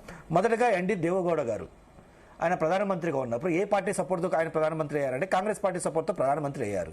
మరి కాంగ్రెస్ పార్టీ సపోర్ట్తో ప్రధానమంత్రి అయినప్పుడు ఆయన ఇంట్రొడ్యూస్ చేసిన బిల్లు అఫ్కోర్స్ ఆనాడు తెలుగుదేశం పార్టీ కూడా వాళ్ళు సపోర్ట్ చేసింది. ఆయన ఇంట్రొడ్యూస్ చేశారు ఏమని, మహిళలకు రిజర్వేషన్ ఇవ్వాలని చెప్పి మొదట ఆయన ఇంట్రొడ్యూస్ చేసినప్పుడు, అంటే మొదట ఇన్ ద సెన్స్ ఆ టైంలో ఆయన ఇంట్రొడ్యూస్ చేసినప్పుడు కాంగ్రెస్ పార్టీ అప్పటిదాకా మద్దతు ఇచ్చి ఈ బిల్లుకి ఎందుకు మద్దతు విత్డ్రా చేసింది, దానికి సమాధానం చెప్పాల్సింది కాంగ్రెస్ పార్టీ సోదరులు చెప్పాలి. దాని మీద ఎన్నిష్ గారు స్పందించాలి కూడా. ఎందుకంటే మరి ఈ విషయంలో కాంగ్రెస్ పార్టీ చిత్తశుద్ధి ఉందో లేదో ఒకసారి మనం చెక్ చేసుకోవాలి. నెక్స్ట్ ఆ తర్వాత అటల్ బిహారీ వాజ్పేయి గారు ప్రధానమంత్రిగా ఉన్నప్పుడు 1998లో కానీ 1999లో కానీ 2002, 2003లో మేము మహిళా రిజర్వేషన్ బిల్లు మేము తీసుకొచ్చి మేము ఇది చేస్తే అప్పుడు కాంగ్రెస్ పార్టీ మిత్రులు కానీ ఒక్కరు కూడా మాకు సపోర్ట్ చేయలేదు. ఎందుకంటే అక్కడ మా కరెక్టే మా ఎన్డీఏ కూటమి కరెక్ట్ మెజారిటీ లేదు, మేము పాస్ చేసుకోలేకపోయాం. మేము కాంగ్రెస్ పార్టీ మిత్రులు సోదరులకు సరిగ్గా టైం ఇచ్చి సార్ మాకెందుకు మీరు సపోర్ట్ చేయట్లేదు, ఇది మహిళా రిజర్వేషన్ బిల్లు ప్రతి మహిళకి మనం న్యాయం చేయాలి కదా, వాళ్ళు కూడా గురించి కూడా మనం థింక్ చేయాలి అని చెప్పి అప్పుడు Atal Bihari the great leader Atal Bihari Vajpayee గారు బహిరంగంగా వీళ్ళకి పిలుపునిచ్చారు. అది చర్చలకు కూడా రమ్మన్నారు. కానీ మనం కూర్చొని మాట్లాడదాం డిస్కస్ చేద్దాం ఉన్నా కానీ మరి అప్పుడు కాంగ్రెస్ పార్టీ ఎందుకు రాలేదు, ఎందుకు ముందుకు వచ్చి సపోర్ట్ చేయలేదు, అది కూడా చెప్పాల్సింది. నెక్స్ట్ ఆ తర్వాత పోతే వీళ్ళ హయాంలో చూద్దామండి. వీళ్ళ హయాంలో కూడా మహిళా రిజర్వేషన్ బిల్లు ఇంట్రొడ్యూస్ చేశారు. ఇంట్రొడ్యూస్ చేసినప్పుడు కూడా మా భారతీయ జనతా పార్టీ క్లియర్ గా మీరు ఇంట్రొడ్యూస్ చేయండి, క్రెడిట్ మీరు తీసుకోండి, ఇబ్బంది ఏం లేదని చెప్పి రాజ్యసభలో 2010లో ఆ యొక్క మహిళా రిజర్వేషన్ బిల్లు ఇంట్రొడ్యూస్ చేసిన తర్వాత వాళ్ళు మళ్ళీ ఎంపీ సీట్లు ఏదైతే లోక్సభలో తీసుకురావడానికి అంతా అన్ని ఇయర్స్ టైం ఎందుకు పెట్టింది? మరి దాని గురించి కూడా మరి మన అనిష్ గారు స్పందించి ఒక జీవో ఒకటి గెజెట్ నోటిఫికేషన్ చేయడానికి కొంచెం లేట్ అయితే ఇప్పుడు మా మీద ఎక్కారు కదా. మరి మీరు రాజ్యసభలో బిల్లు ఇంట్రొడ్యూస్ చేసి అప్పుడు భారతీయ జనతా పార్టీ కూడా మీకు సపోర్ట్ చేసింది కదా. అవుననుకున్న కారణంగా ఈ దేశానికి రైట్ అండ్ లెఫ్ట్ రెండు పెద్ద పార్టీ లేదంటే ఒకటి కాంగ్రెస్ పార్టీ, రెండు భారతీయ జనతా పార్టీ కదా. మీ ఇద్దరు ఒప్పుకుంటే బిల్లు పాస్ అయిపోయింది కదా. మీ ఇద్దరికి గిరిక మహిళల మీద చిత్తశుద్ధి ఉంటే మీరు పాస్ చేయొచ్చు కదని చెప్పి మనం అనొచ్చు, లేదా ప్రజలు అనొచ్చు, ఎవరైనా అనలిస్ట్ గారు ఎవరైనా అనొచ్చు. ఎస్ మా రెండు పార్టీలు పెద్ద, సో మేమే సపోర్ట్ చేస్తాం. వాళ్ళ గవర్నమెంట్ ఉన్నప్పుడే అరే బాబు మేము సపోర్ట్ చేస్తాం, మేము ముందుకు వస్తాం, 2010లో మీ గవర్నమెంట్ ఉంది కదా, మేము సపోర్ట్ చేస్తాం, మేమే ముందుకు వచ్చి మీరు పెట్టి మీరు క్రెడిట్ తీసుకోని చెప్పి మేము ఆ రోజు టైం ఇచ్చి సఫిషియెంట్ టైం ఇచ్చి రాజ్యసభలో మేము పాస్ చేయించి మీరు లోక్సభలో పెట్టమండి అంటే ఒక్కళ్ళు బిల్లు అప్పటికి బిల్లు ఎందుకు పెట్టలే వాళ్ళు అంటే చిత్తశుద్ధి ఎవరు మహిళా రిజర్వేషన్ బిల్లు ఎవరికి చిత్తశుద్ధి ఉందో ఒకసారి చెక్ చేసుకోవాలి. ఇంకపోతే 2023లో మేము సపోర్ట్ చేస్తాం, మీరు ఎవరైనా సపోర్ట్ చేస్తారు. 2023లో మా ఎన్డీఏ కూటమి మెజారిటీ ఉంది, మేము బిల్లు పెట్టుకొని మేము పాస్ చేయించుకున్నాం. మీకు తప్పక ఏం చేయాలో తెలియక మీరు మహిళలకి ఆ టైంలో మళ్ళీ 24 ఎలక్షన్ ఉన్నాయి కాబట్టి మళ్ళీ ప్రజలు మిమ్మల్ని ఎగతాళి చేస్తారు, మీకు ఓటేస్తారు, మహిళలు మిమ్మల్ని తిరస్కరిస్తారు. ఆ భయంతో మీరు ఏం చేయాలో తెలియక తప్పక మీరు సపోర్ట్ చేశారు కదా. ఏదో మీరు మహిళా ఉదాహరణ ఉన్నప్పుడు మీరు మాత్రం మహిళా రిజర్వేషన్ ఎందుకు మాట్లాడతారు మీరు అసలు? అది తప్పు కదా. నెక్స్ట్ మా అనలిస్ట్ సోదరు గారు చెప్పడం జరుగుతుంది మేడం. నెక్స్ట్ బిల్ ఎందుకు పెట్టలేదు అంటే ఇప్పటిదాకా మొత్తం 3 డీలిమిటేషన్ కమిషన్ జరిగినాయి. డీలిమిటేషన్ ఏది యాక్ట్లు జరిగినప్పుడు ప్రతి యాక్ట్లో పెట్టరు మేడం, ప్రతి చట్టంలో ఆ రాజ్యాంగంలో పెట్టరు. డీలిమిటేషన్ ఒక బాడీ ఫామ్ చేసిన టర్మ్స్ ఆఫ్ రెఫరెన్స్ కింద దాంట్లో పెడతారు. ఏం చేయాలి, నియోజకవర్గం ఎలా పెంచాలి అంటే ఎవ్రీథింగ్ దాంట్లో కూడా రాయొచ్చు. అది కూడా ఒక ఆప్షన్ ఉంది కదా. దాన్ని మరి ఎందుకు మీరు మాట్లాడలేదు? అది కూడా డిస్కస్ చేయాలి కదా. అయినా మొదటి రోజు రెండో రోజు మాట్లాడండి. మొదటి రోజు మా యొక్క హోమ్ మినిస్టర్ చెప్పారు కదా, అరే బాబు బాబు మీకు ఏపీ కింద పెరుగుతుంది, తెలంగాణ కింద పెరుగుతుంది, ఇంకో తరగతి పెరుగుతుంది. ఆయన క్లారిటీగా క్లియర్ చెప్పారు. చెప్పిన తర్వాత కూడా మీరు నమ్మకపోతే సెకండ్ ఆయన పెడతా అన్నారు కదా. మీరు చర్చకి ఎందుకు టైం ఇవ్వలేదు? 4 బిల్లు పెడతా అన్నారు, 6 బిల్లు పెడతారు, మరి 7-8 పెట్టారంటే చర్చ టైం ఇవ్వలేదని మీరే అంటారు. బాబు కురక్షంగా మనం చర్చిద్దాం, ఇబ్బంది ఏం లేదు, సఫిషియంట్ టైం తీసుకుందాం, అది 6, 8, 12 చర్చిద్దాం అని చెప్పి సఫిషియంట్ టైం ఇచ్చి అందరు మాట్లాడి చర్చించిన తర్వాత బిల్లు పెడుతున్నాం.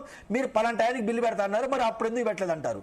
అప్పుడు పెడితేమో చర్చించకుండా ఎందుకు బిల్లు పెట్టారు మీరే అంటారు. లేదా చర్చించడానికి సఫిషియంట్ టైం ఇస్తే ఆ టైంకి బిల్లు పెడతా అన్నారు, మళ్ళీ ఇప్పుడు బిల్లు ఎందుకు మీరు ఆ టైంకి పెట్టలా, ఎందుకు పోస్ట్ పోన్ చేసి పెట్టారు, అది ఇది అంటారు. మరి మేము ప్లకార్డులు ఎందుకు తయారు చేసుకోవాలంటే వీళ్ళ చిత్తశుద్ధి తెలుసు కాబట్టి, వీళ్ళ బుద్ధి తెలుసు కాబట్టి, వీళ్ళ బుద్ధి ప్రజల ముందు నించోబెట్టారు కాబట్టి, మాకు ఐడియా ఉంది కాబట్టి మేము పెట్టినాం కదా. మరి ఐడియా మీరు మళ్ళీ కూడా అనొచ్చు, మరి తెలిసే మీరు బిల్లు ఎందుకు పెట్టారంటే ఎస్ మేము వీళ్ళకి ఒక అవకాశం ఇచ్చాం. ఏ అవకాశం ఇచ్చాం? ఒరే బాబు ఇప్పటికీ మీరు మారండి. గతంలో మీ చరిత్ర చూస్తే ఎన్నోసార్లు మహిళా రిజర్వేషన్ బిల్లుకి మీరు ఎగైన్స్ ఉన్నారు. మహిళా రిజర్వేషన్ బిల్లు మీరు ఒప్పుకోలేదు, మహిళా చట్టసభలో ప్రాతినిధ్యాన్ని మీరు ఒప్పుకోలేదు. కనీసం ప్రజలు ఇప్పుడైనా నవ్వుతున్నారు, మిమ్మల్ని చూసి ఇదవుతున్నారు, అసహించుకుంటున్నారు. మీకు ఒక అవకాశం ఇస్తాం, క్రెడిట్ మొత్తం మీరే తీసుకోండి. మా ప్రధానమంత్రి కానీ, మా హోమ్ మినిస్టర్ కానీ, ఇంకొకరు కానీ ఎటువంటి ఇది లేదు. అవసరమైతే మాతో పాటు ప్రోటోకాల్ మీ ఫోటోలు కూడా వేస్తాం. మీరే ఎక్కువ సపోర్ట్ చేస్తారు. మేమే ప్రజలకి బయటకు వచ్చి మేమే చెప్తాం. మా ప్రధానమంత్రి గారు, మా హోం మంత్రి గారు కానీ, మా మంత్రులు మొత్తం చెప్పడం జరిగింది కదా. అంత అవకాశం ఇచ్చి కానీ వీళ్ళు ఉపయోగించుకోలేకపోతుంది అంటే ఎవరిది మిస్టేక్? ఒక అవకాశం ఇచ్చినాం, మారతారేమో అని చూసినాం. వీళ్ళ మారణ బుద్ధి అయితే మేమేం చేయమంటారు మేడం? ఇంకా ముందే మారతారనుకున్నాం కదా. మహిళల కోసం ఎవరు కాదంటారు మేడం. ఇప్పుడు రాహుల్ గాంధీ గారు ఉన్నారు, మా చెల్లి అని చెప్పి ఆమె తిరుగుతారు కదా. అంటే చెల్లి మీద ప్రేమ ఉందంటే నతి మహిళల మీద ప్రేమ ఉంది అనుకుంటాం కదా. మరి అప్పట్లో ప్రాతినిధ్యం ఆయనకి లేదు కదా, ఆయన ఒప్పుకోలేదు అనుకున్నాం. మరి ఇప్పుడు ఆయనకి మహిళల మీద కట్టసి కానీ చిత్తశుద్ధి ఉంది కదా, ఒప్పుకుంటాలి అపోజిషన్ లీడర్ కదా అని చెప్పి మేము అవకాశం ఇచ్చినాం. వీళ్ళ చిత్తశుద్ధి తెలిసింది కదా. ఇంకొకటి గుర్తుంచుకోవాలి, ఇన్ని రోజుల నుంచి మనం మన ఏరియాకి అన్యాయం జరుగుతుంది అని మనం చెప్పుకుంటా పోతుంది తప్పించి అది న్యాయం ఎలా చేయాలి ఇంతవరకు ఒక పెద్ద మనిషి కూడా చెప్పబోతున్నా. న్యాయం ఎలా చేయాలి?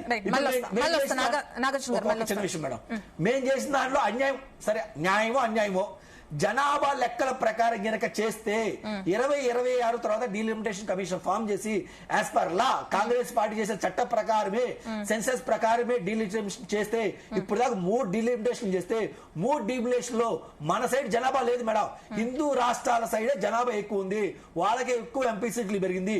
ఈ రోజు బీజేపీ పార్టీ వచ్చి ఏదో డీలిమిటేషన్ చేస్తుంది, మా ప్రాధాన్యత తగ్గిపోయిందని చెప్పి మన గుండెలు బాదుకోవాల్సిన అవసరం లా. ఇప్పటి వరకు మన ప్రాధాన్యత చాలా తక్కువగా ఉంది. ఏదైతే హిందూ ఎక్కువ ఉంది కానీ మేము మా పార్టీ అక్కడ స్ట్రాంగ్ గా ఉన్నా కానీ సార్ పార్టీలకు అతీతంగా మనం చేద్దాం, ప్రాంతాలకు అతీతంగా వీళ్ళకి న్యాయం చేయాలని చెప్పి మేము బిల్ తీసుకొచ్చి మేము పెడితే వీళ్ళకి సపోర్ట్ చేయడానికి చేతులు రాపడింది. దానికంటే బెస్ట్ ఆల్టర్నేటివ్ చెప్పలేకపోయారు కదా. మళ్ళీ వస్తాను మీ దగ్గరికి. జితేందర్ గారు, చిత్తశుద్ధి లేదు కాంగ్రెస్ పార్టీకి అంటున్నారు, ఏం చెప్తారు?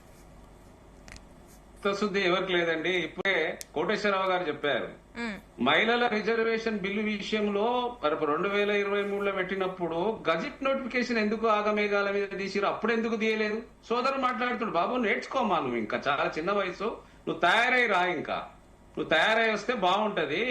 వీళ్లకు మరి ఎట్లయిపోయిందండి, 2014 నుంచి మోడీ గారు ఏంటంటే ఒక నియంతలాగా పరిపాలిస్తున్న దేశాన్ని. ఎవరు అవసరం లేదు, ఎవరు ఏం చేయలేదు, ఈ భారతదేశాన్ని నేనే సర్వసస్యశ్యామలంగా సర్వంగా నేనే చేస్తున్నటువంటి ఈయన ఏమీ చేసేలేడు. మేమిచ్చినటువంటి సాధనాల్ని వాడుకుంటున్నాం, టీవీల్ని, తర్వాత టెలిఫోన్ ని, రేడియోని, మేమిచ్చిన వాటిని తప్ప వాడుకొని ఆయన చేసేది ఏమీ లేదు. ఆయన ఈ దేశంలో ఆయన చాలా చేశారు, చాలా విషయాలు వాగ్దానాలు చేశారు.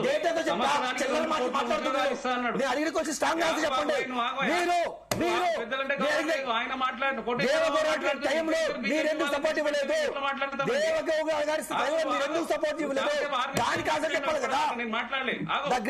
అటల్ బిహారీ వాజ్పేయి గారిని 4 సార్లు బిల్లు తీసుకొస్తే మీరెందుకు సపోర్ట్ చేయలేదు?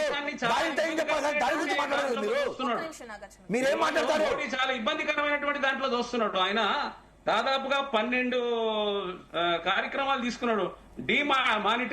డిమానిటైజేషన్ చూసారు కదా ఎంత భయంకరంగా. నేను అడిగేది ఎందుకు చెప్పేది పరిశ్రమలు మూతపడిపోయినాయి. ఎన్డీ దేవగౌడ టైంలో బిల్లు పెట్టి మీరు ఎందుకు సపోర్ట్ చేయలేదు? దానికి స్పందించండి. అటల్ బిహారీ వాజ్పేయి ఏమండి మీరు 10 నిమిషాలు మాట్లాడారు ఆయన ఉన్న డిబేట్ లో. కంటిన్యూ చేయండి జితేంద్ర గారు. కోటేశ్వరరావు గారు ఉన్నారు, ఆయన కూడా బాగా తెలిసి విషయం, సీనియర్. మా ఉన్నటువంటి ఎక్కడ అన్యాయం జరుగుతుందో అక్కడ మాట్లాడతారు వాళ్ళు. వినాలి, కొద్దిగా వినడం నేర్చుకోండి. ఇప్పుడు డిమానిటేషన్ కూడా ఆగవేగాల మీద చేసిండు.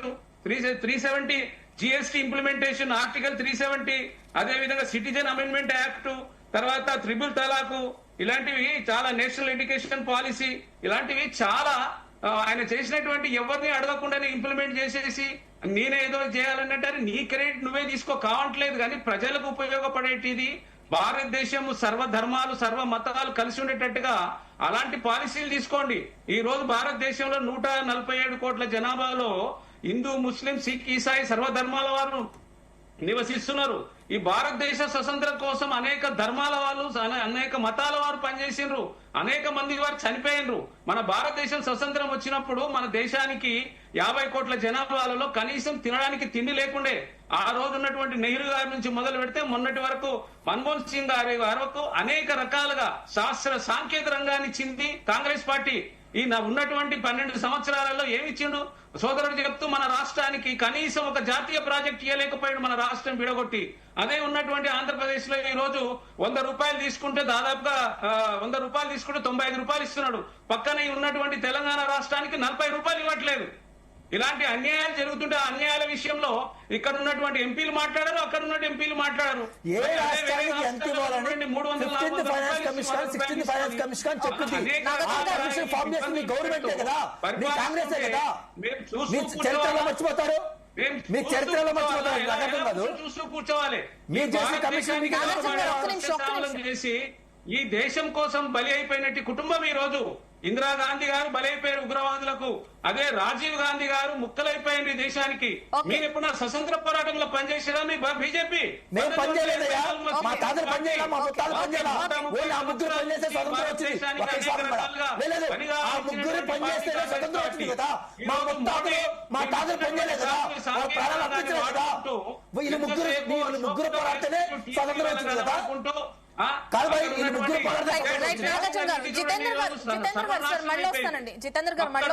కంట్రీలు చూడండి.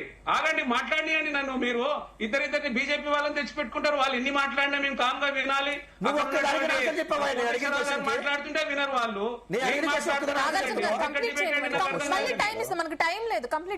ఆగండి, వాళ్ళని ఆపండి. మీరు ఒక్కరిని తీసుకోవాలి. ఫైనల్ కన్క్లూజన్ ఇవ్వండి, టైం లేదు మనకి.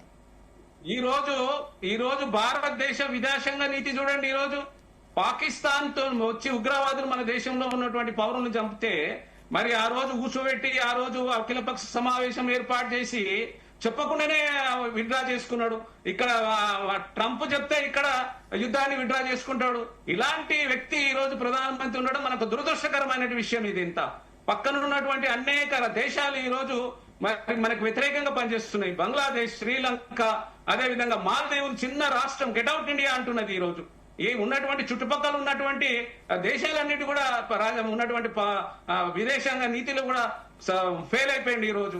అదే విధంగా ఉన్నటువంటి ట్రంప్ ను బెదిరిస్తే ఇప్పుడు ఉన్నటువంటి డీజిల్ కొనొద్దంటే కొనడు, పెట్రోల్ కొనొద్దంటే కొనడు, ఉన్నటువంటి ఇరాన్ తో బంద్ చేస్తాడు, ఇంకో దేశాలతో బంద్ చేస్తాడు. ట్రంప్ ఎట్లా చెప్తే ఆడుతుంటాడు.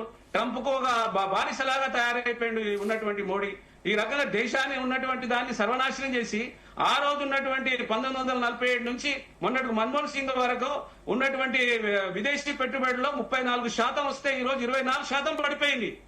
ఈయన కారణం వల్లే పడిపోయింది పెట్టుబడులు. కాబట్టి దేశాన్ని సర్వనాశనం చేయడానికే ఉన్నది. ఈ రోజు ఒక మహిళా బిల్లుని అడ్డం పెట్టుకొని అదేదో మహాభారతంలో శిఖండిని అడ్డం పెట్టుకొని చంపినట్టే ఉన్నది పరిస్థితి. ఇలాంటి దౌర్భాగ్యమైనటువంటి పరిపాలన అందిస్తున్నాడు మోడీ గారు. మాట్లాడకుండా ఎట్లా అంటే కోటేశ్వరరావు గారు కూడా అవకాశం ఇవ్వండి. థ్యాంక్ యూ జితేందర్ గారు. శ్రీధర్ గారు ఫైనల్ కన్క్లూజన్ అండి. జితేందర్ గారు లేవనెత్తిన అంశాలన్నింటినీ కూడా పక్కన పెట్టేద్దాము. ఎందుకంటే వాళ్ళకి కాంగ్రెస్ పార్టీకి వాళ్ళ రాహుల్ గాంధీ గారి దగ్గర నుంచి ఇచ్చినటువంటి ఆ నిరేషన్ కావచ్చు, ఆ గైడెన్స్ కావచ్చు, ఆయన ఏ దారిలో వెళ్తే వీళ్ళు కూడా అదే దారిలో వెళ్తారు అనమాట. విషయం మాట్లాడరు, ఇంకా అన్ని ప్రపంచంలో ఉండే విషయాలన్నీ మాట్లాడరు. వాటి కౌంటర్ చేయడానికి రోజులు, సంవత్సరాలు, నెలలు ఏదైనా సరిపోవు. అన్ని వ్యాలిడ్ రీజన్స్ ఉన్నాయి. అయితే కోటేశ్వరరావు గారు చెప్పినట్టుగా లాస్ట్ మినిట్ లో చేంజెస్ ప్రపోజల్స్ పెట్టారు. లాస్ట్ మినిట్ వాళ్ళు ప్లకార్డ్స్ తెచ్చుకున్నారు, ఏదో చెప్పారు. బిల్లు తయారు తీసుకొచ్చి, అమెండ్మెంట్ బిల్ తీసుకొచ్చి డిస్కషన్ 2 రోజుల నుంచి నడుస్తాను. నా బెంగళూరు నుంచి ఎంపీ తేజస్వి సూర్య క్లారిఫికేషన్ ఇవ్వడం జరిగింది. ఈ పర్సంటేజ్ ఆఫ్ సీట్స్ పెరిగేటువంటి విషయంలో సౌత్కు సదరన్ స్టేట్స్ 28% ఫిక్స్డ్ గా ఉంటుంది. ఏ రాష్ట్రంలో 50% ఫార్ములా అప్లై చేస్తాము. ఈ రకమైనటువంటి అంశాన్ని మనము దీంట్లో ఒక గంట టైం ఇస్తే చాలు. ఒక గంట టైం ఇవ్వండి, ఆ అంశాన్ని కూడా చేరుస్తాము. చర్చ జరిగిన తర్వాతనే బిల్లులో చేర్చాల్సి వస్తుంది. 2023 పాస్ అయినటువంటి బిల్లుని డిస్కషన్ లో పెట్టుకున్నప్పుడు దానికి అడిషనల్ దానిలో ఉన్నటువంటి అంశం ఏదైతుందో డీలిమిటేషన్ అంశాన్ని దాన్ని వేగవంతం చేయడం కొరకు ఈ రాజ్యాంగ సవరణ అవసరమైంది. అదేవిధంగా 2011 సెన్సెస్ కు ముడిపెట్టేందుకు ఈ రాజ్యాంగ సవరణ అవసరమైంది. ఈ రాజ్యాంగ సవరణ కొరకు మిమ్మల్ని మద్దతు అడుగుతున్నాం మేము. దాంట్లో తప్పేముంది? 50% ఫార్ములను యాక్సెప్ట్ చేయడం తప్పేముంది? లేకపోతే ఈ రోజు కాకపోతే రేపు చేస్తాం సార్, మేము డిస్కషన్ చేసుకొని చెప్తామనేటువంటి మాట మాట్లాడొచ్చు కదా. లాస్ట్ మినిట్ లో చెప్పారు, లైట్లు ఆపేశారు, చీకటి పడిపోయింది, ఇవి కాదు కదా. మీరు ప్లకార్డ్స్ పట్టుకున్నారు, బయటికి వెళ్ళి స్లోగన్స్ ఇచ్చారు, ఇది కాదు కదా. డిస్కషన్ పెట్టకుండా అన్ని పార్టీల ఒపీనియన్ తీసుకోకుండా 50% ఫార్ములను ఏ విధంగా యాక్సెప్ట్ చేస్తారు? Going with the 2011 census 2026-27 census కోసం ఆగడం లేదు. ఆగితే లేట్ అయిపోతుంది, చాలా రకాలైనటువంటి టెక్నికల్ ఇష్యూస్ వస్తాయి. ప్రధానంగా 2029లో మహిళా రిజర్వేషన్ ఆధారంగా మహిళల యొక్క ప్రాతినిధ్యం 33% పెరగదు పార్లమెంట్ లో అనేది ప్రధానమైనటువంటిది కన్సర్న్ ఒకటి ఉంది. అందుకని దీన్ని వేగవంతం చేయడం కోసము ఆ 50% ఫార్ములా తీసుకొచ్చారు. 2 రోజుల నుంచి అందరికి నచ్చ చెప్పారు. అయ్యా మీరు ఒక గంట టైం ఇచ్చినా మేము యాడ్ చేస్తాం, దీంట్లో ముందుగా ఎందుకు యాడ్ చేసుకురా లేదు, ముందుగా యాడ్ చేసుకుని వస్తే అది బిల్ ఎట్లా అవుతుంది? అది చర్చకి ఆ రోజు ఏమంటారు, చర్చకు అవకాశం లేదని చెప్తారు. కాబట్టి ఈ విషయాన్ని అతిథులు ఎవరైతే ప్రదర్శిస్తున్నారో, అతిథులు ప్రదర్శిస్తున్నారు ఇక్కడ ఎవరు? కాంగ్రెస్ పార్టీ, మిగతా విపక్షాలు కూడా అతిథులు ప్రదర్శిస్తుంది. కోటేశ్వరరావు గారు లాంటి అనలిస్టులు కూడా దీన్ని రాంగ్ గా ప్రెడిక్ట్ చేసి రాంగ్ మెసేజ్ ఈ రోజు సమాజంలోకి తీసుకెళ్తున్నారు. నరేంద్ర మోడీ గారు చేసినటువంటి దీంట్లో అతిథులు ఏం లేదు, భారతీయ జనతా పార్టీ చేస్తున్నట్టు తెలియదు. రాజ్యాంగ ప్రక్రియ డీలిమిటేషన్ సంబంధించినటువంటి రాజ్యాంగ ప్రక్రియ రాజ్యాంగబద్ధంగానే జరిగేది. చర్చ జరిగి తీరాలి, విపక్షాలు వాళ్ళ ఇన్పుట్స్ ఇచ్చి తీరాలి. దీన్ని అర్థం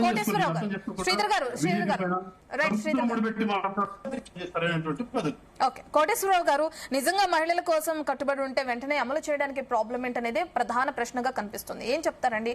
అండ్ ఇప్పుడు మనం శ్రీధర్ గారు చేసిన కామెంట్స్ కూడా 23 రాజ్యాంగ సవరణ తర్వాత వెంటనే నోటిఫికేషన్ ఇచ్చి 2024 ఎన్నికల్లోనే 543 సీట్లలో 33% ఇవ్వమని చెప్పేసి ఆనాడు ప్రతిపక్షాలుగా ఉన్నటువంటి కాంగ్రెస్, వామపక్షాలు ఆ రోజే డిమాండ్ చేశాయి. అప్పుడు వీళ్ళు ఏం చేశారు? నోటిఫికేషన్ మొన్న రాత్రి వరకు నోటిఫికేషన్ ఎందుకు ఇచ్చారో సమాధానం నోటికి రాదు, నోటికి ప్లాస్టర్లు వేసుకుంటారు, దానికి సమాధానం చెప్పరు. ఏదో సాంకేతిక కారణాలు అంటారు. సాంకేతిక కారణాలు మొన్న రాత్రి 8:30 వరకు తెలియలేదా? అందుకని ఈ కబుర్లన్నీ, ఇట్లాంటి కథలన్నీ జనాలు చాలా మంది చూశారు. ఇక్కడ నేను చెప్పదలుచుకున్న ఏంటంటే, బీజేపీకి లేదా ఆర్ఎస్ఎస్ కి లేకపోతే మొదటి కన్నా కానీ గౌరవం లేదు. ఆర్ఎస్ఎస్ లో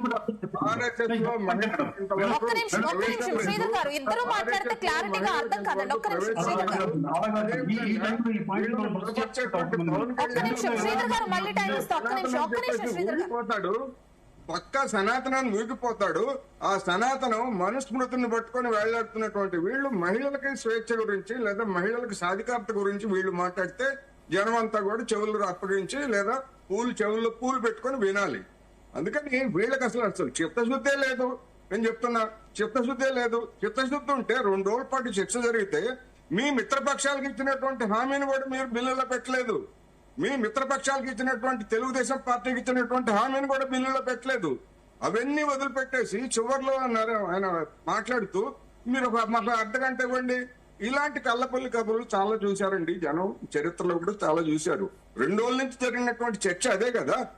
మీరు చేసినటువంటి బయట చెప్పినటువంటి దానికి వినంగా బిల్లులో లేదని చెప్పేసి చెప్తే అవన్నీ వదిలేసి మేము చెప్పావు కదా, చివరిలో ఒక అర్ధగంట టైం ఇమ్మన్నాం కదా. ఏం చేశారు? 3 ఏళ్ల నుంచి ఏం చేశారు? 2 రోజుల నుంచి ఏం చేశారు? చివరి నిమిషం వరకు ఏం చేశారు? ఆ చెప్పేదేదో మొదట ఉపన్యాసం, గంట సేపు ఉపన్యాసం చెప్పకుండా ముందే చెప్పొచ్చు కదా అమిత్ షా గారు. అందుకనే చెప్తుంది. అందుకనే నేను అతి తెలివితేటలు ప్రదర్శించారనేది అందుకే అనేది. అది ఖచ్చితంగా అతి తెలివిదే. మరి నాగార్జున గారు చెప్పారు, అవును మేము ఊడిపోద్దని ముందే ప్లే కార్డులు తెచ్చిపెట్టుకున్నాం అన్నారు. మరి అదే వాస్తవం, అది వాళ్ళకి తెలుసు ఈ విధంగా చేయాలి, ప్రతిపక్షాల మీద ధ్వజమెత్తాలి, మనం లబ్ధి పొందాలి. ఇట్లాంటి లబ్ధి పొందినటువంటి వాళ్ళు చరిత్రలో ఒకవేళ పొందితే తాత్కాలికంగా ఒకసారి 2 సార్లు పొందొచ్చు. శాశ్వతంగా పొందుతాం అనుకుంటే అది కల్లా అనేటువంటిది నేను ఈ సందర్భంగా చెప్పదలుచుకున్నా. దానికి మొట్టమొదటిసారిగా ఎదురుదెబ్బ తగిలింది. అసలు 2014లో అధికారానికి మన నాగార్జున గారు 2014 ముందు సంగతులు చెప్తున్నారు. ఓకే, దాన్ని పక్కన పెడదాం, మనం డిస్కస్ చేయడానికి టైం లేదు కనుక 2014 నుంచి 2023 వరకు నరేంద్ర మోడీ గారు కానీ బీజేపీ కానీ ఏ గుడ్డి గుర్రాలకు పళ్ళు తోమారు దాన్ని బిల్లు పెట్టకుండా? ఎవరు అడ్డుకున్నారు? అడిగారా? మీరు ఏమన్నా కాంగ్రెస్ ని కానీ ఇతర పార్టీలను కానీ మీరు ఏమన్నా అడిగారా? అడగలేదు. ఎందుకు అడగలేదు? మీకు చిత్తశుద్ధి లేదు. దాన్ని ఎన్నికల అస్త్రంగా వాడుకుందామని చివరి నిమిషం వరకు మీరు 2024 ఎన్నికల అస్త్రంగా వాడుకోవడానికి మీరు 2023 వరకు దాన్ని వాయిదా వేశారు. ఇంత అమాయకుల మీరే తెలుగుగలనుకుంటే ఎట్లాగా? దేశం చాలా దేశం అంతకంటే తెలుగుగలదే మీకంటే బీజేపీ. అందుకని ఈ ఎవరి ఎత్తుగడలు ఏంటో ఎవరి యొక్క ఇంటెన్షన్ ఏంటో అందరికీ తెలుసు. జితేంద్ర గారు, ఆయన నాగార్జున గారు మొన్నటి వరకు మీ పార్టీలో ఉన్నాడు. ఆయన మరి మీరు సరిగ్గా ట్రైనింగ్ ఇవ్వలేదో లేకపోతే పదవులు ఇవ్వలేదో బీజేపీలో చేరి ఆ విధంగా మాట్లాడుతున్నాడు. ఆయన ఉన్నాయి లేని అన్ని మాట్లాడేస్తున్నారు. కొత్తగా ఫైనల్ కంక్లూజన్ ఒకటేనండి, ఇప్పుడు అయిపోయింది. ఈ బిల్లు విఫలమైంది. 543 సీట్లలో 33% బీజేపీ ఇంప్లిమెంట్ చేస్తుందా లేదా అనేటువంటిదే రాబోయే రోజుల్లో పరీక్ష. ఆ పరీక్షలో ఏమవుతుంది ఏమిటనేటువంటిది మనం చూడాల్సింది. దానికి మళ్ళా ఇంకేదన్నా రకరకాల కారణాలు చెప్పేసి ఏమన్నా చేస్తారా ఏమిటనేటువంటిది చూడాలి. ఇది ఒక గుణపాఠం. అతి తెలుగు ప్రదర్శించి మొత్తం బుల్డోజ్ చేయాలనుకునేటువంటి పార్టీలకి, అది కాంగ్రెస్ కైనా బీజేపీకైనా మరొక పార్టీ అయినా ఎవరైనా అధికారాన్ని అడ్డుపెట్టుకుని బుల్డోజ్ చేయాలి. ఈ చివరి నిమిషం వరకు బ్లాక్ మెయిల్ చేశారండి ప్రతిపక్ష పార్టీలని, ఎంపీలని, వీళ్ళు బ్లాక్ మెయిల్ చేశారు. అది కూడా సాధ్యం కాక చివరికి ఒక తురుపు ముక్క ట్రంప్ కార్డు అనమాట. మీరు కనుక చెప్తే మేము 10 గంటలో బిల్లు మార్చేస్తాం. మరి 2 రోజుల నుంచి ఏం చేశారు? మరి తెలుగుదేశం వాళ్ళు కూడా చెప్పారు కదా, మారుస్తామన్నారని. మీ మిత్రపక్షాలను కూడా మీరు ద్రోహం చేశారు. రెండోది చివరిగా ఒక మాట, ఆంధ్రప్రదేశ్ విషయానికి వస్తే తెలుగుదేశం పార్టీ, పవన్ కళ్యాణ్, వైసీపీ 3 పార్టీలు కలిసి సామూహిక ఆత్మహత్యకు పాల్పడ్డాయి. ఎందుకంటే చూసాం మనం వాళ్ళ యొక్క నిజ రూపాలు. నరేంద్ర మోడీ గారిని బలపరచడానికి బీజేపీ, వైసీపీ, తెలుగుదేశం పార్టీ భుజాలు మార్చుకోకుండా ఎక్కడ భుజం పోద్దానని చెప్పేసి ఆ విధమైనటువంటి మద్దతు ఇచ్చారు. రామకృష్ణారెడ్డి గారు అయితే నాకైతే పూర్తి వివరాలు తెలియదు కానీ మేము మద్దతు ఇస్తున్నాం అని చెప్పారు. అంటే ఎంత గుడ్డిగా మద్దతు ఇస్తారో. ఇప్పుడు మరి రేపటి నుంచి ఏం చెప్తారో తెలీదు. నలుగురు ఒకటే అక్కడ, బీజేపీ, జగన్మోహన్ రెడ్డి గారు, పవన్ కళ్యాణ్, చంద్రబాబు నాయుడు గారు, ఈ నలుగురు ఒకటే. వీళ్ళు ఈ నలుగురు కలిసి చేసినటువంటి నిర్వాహకం ఏంటో రేపు ఆంధ్రదేశంలో జనం అంతా కూడా చర్చించుకుంటారని నేను చెప్తాను. జితేందర్ గారు మీ పాయింట్?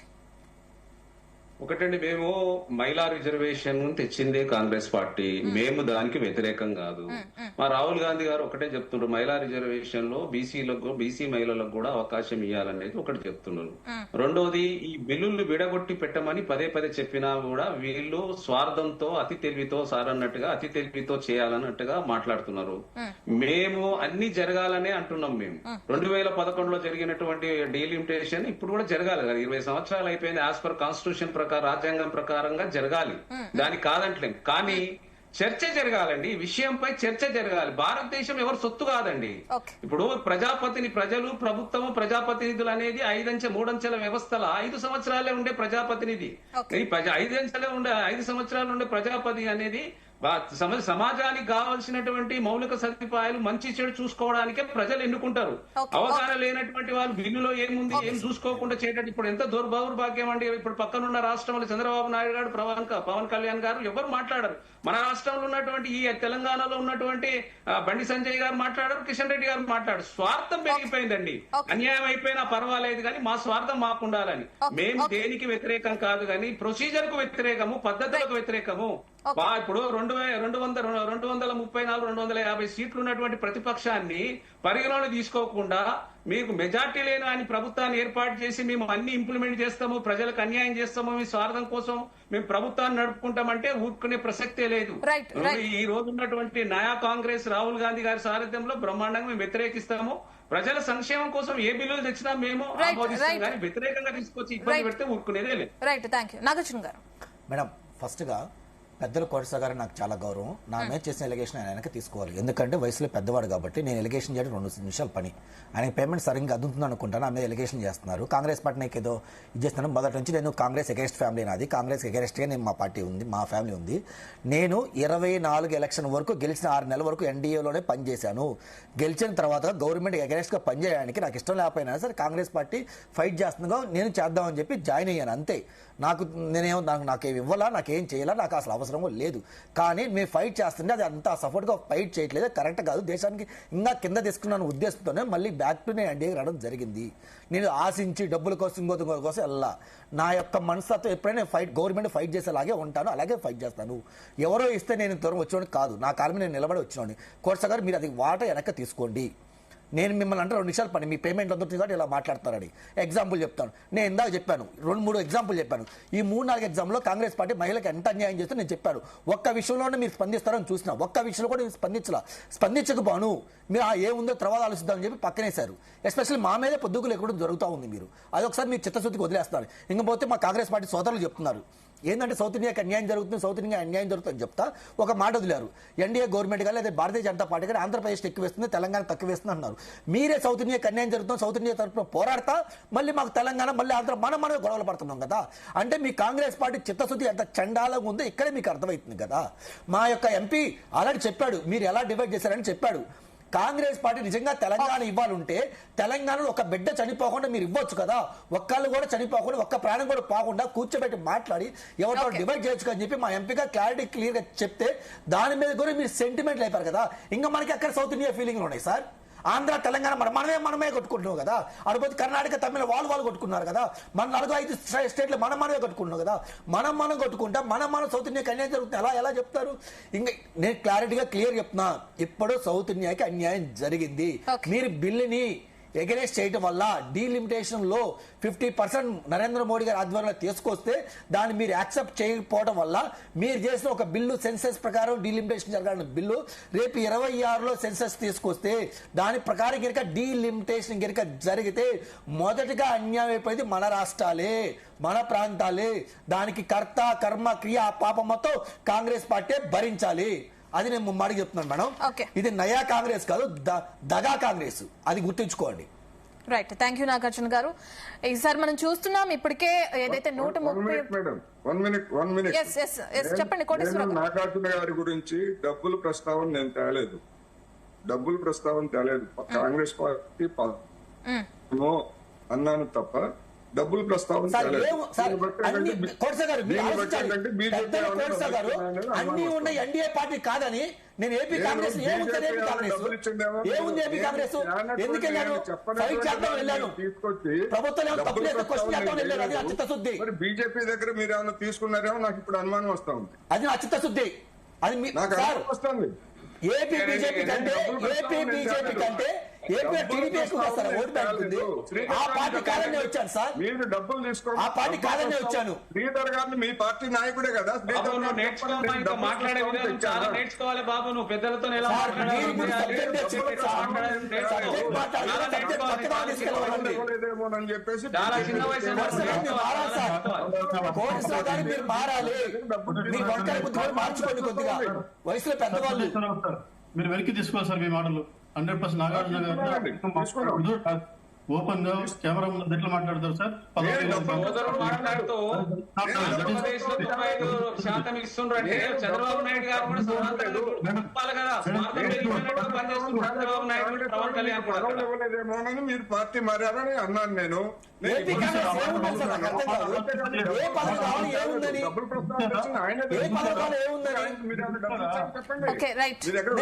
చెప్తున్నా కదా. 1 year కాంగ్రెస్ లో ఉంటే హైయెస్ట్ డిబేట్ పెట్టారా చెప్పండి. నేను తేలేదు డబ్బుల ప్రస్తావన. నాకు డౌట్ వస్తుంది మీ మీద, నేను నా మీ మీద డౌట్ వస్తుంది సార్. పదవుల గురించి మాట్లాడారు కదా ఆయన, పదవుల గురించి కాదు కదా అక్కడ ఆయన చెప్తున్నాడు కదా. పదవుల గురించి మాట్లాడారు. డబ్బులు కొడతామని చెప్పాను నేను. మీరు ముందుగా ఎంత పదవులు సార్ టాపిక్ డైవర్ట్ అయిపోతుంది. మనం సార్ పార్టీ మారారేమో అన్నాను నేను. వ్యక్తిగతంగా రావద్దు సార్ టాపిక్ డైవర్ట్ అయిపోతుంది. మనం మహిళా రిజర్వేషన్ బిల్లు వీగిపోవడం గురించి మాట్లాడుతున్నాం. టాపిక్ డైవర్ట్ అయిపోతుంది. మనకి టైం కూడా అయిపోయింది. ఫైనల్ కన్క్లూజన్ గురించి మాట్లాడాలంటే మాట్లాడండి. Final conclusion madam, final Sridhar conclusion గారు కంటిన్యూ చేయండి. మేడం. ఇక్కడ మనం ముందుగా అర్థం చేసుకోవాల్సినటువంటి విషయాలు ఇంత ముందే చెప్పాను నేను. 2023లో పాస్ చేసినటువంటి బిల్లులో, ఆమోదం మీదటువంటి బిల్లులో ఉన్నటువంటి క్లాజ్ ఏంటంటే, ఈ డీలిమిటేషన్ ప్రక్రియ తర్వాతనే, సెన్సస్ తర్వాతనే ఈ బిల్లు, మహిళా రిజర్వేషన్ బిల్లు మనకు ప్రాక్టికాలిటీలోకి వస్తుంది, ఆచరణలోకి వస్తుంది అనేటువంటిది పెట్టుకున్నారు మేడం. దాని ఆధారంగానే ఈ అమెండ్మెంట్ బిల్లు తీసుకురావడం జరిగింది. ఈ అమెండ్మెంట్ బిల్లు కోసం చర్చ జరగడం జరిగింది 2 రోజుల పాటు.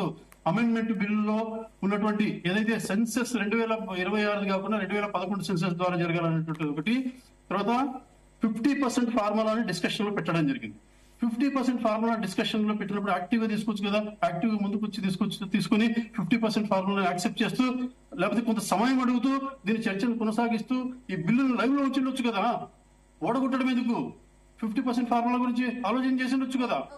కాబట్టి ఈ రోజు గమనించాల్సింది ఏంటంటే, విపక్షాలు ఈ రోజు ఘోరంగా విఫలమయ్యాయి. సమాజంలో ఉన్నటువంటి 50% జనాభా మహిళలు ఎవరైతే ఉన్నారో వీళ్ళకి చట్టసభలో 33% స్థానం ఇచ్చేందుకు విషయంలో విపక్షాలు మొత్తం కూడా విఫలమయ్యాయి. ఇది మహిళా లోకం గమనించాలి. కాబట్టి మహిళలను అనగదొక్కుతున్నటువంటి పార్టీలు. శ్రీధర్ గారు థ్యాంక్ యూ అండి, థ్యాంక్ యూ. ఈ రోజు డిబేట్ లో పాల్గొన్నందుకు శ్రీధర్ గారు థ్యాంక్ యూ అండి. కోటేశ్వరరావు గారు, జితేందర్ గారు, నాగార్జున గారు థ్యాంక్ యూ అండి. ఈ రోజు డిబేట్ లో పాల్గొన్నందుకు ధన్యవాదాలు. సో లోక్సభలో 131వ రాజ్యాంగ సవరణ బిల్లు ప్రవేశపెట్టినప్పటికీ వీగిపోవడం మనం చూస్తున్నాం. దీనికి సంబంధించి నిన్న వాదోపవాదనలు కూడా కొనసాగినాయి, చర్చోపచర్చలు కూడా కొనసాగినాయి. ఇక ఈ రోజు దేశవ్యాప్తంగా బీజేపీ నిరసనలకు పిలుపునివ్వడం కూడా మనం చూస్తున్నాం. మరి ముందు ఎటువంటి పరిణామాలు కొనసాగుతాయో వేచి చూడాలి. ఇవి ఇప్పటి వరకు డీటెయిల్స్. Keep watching.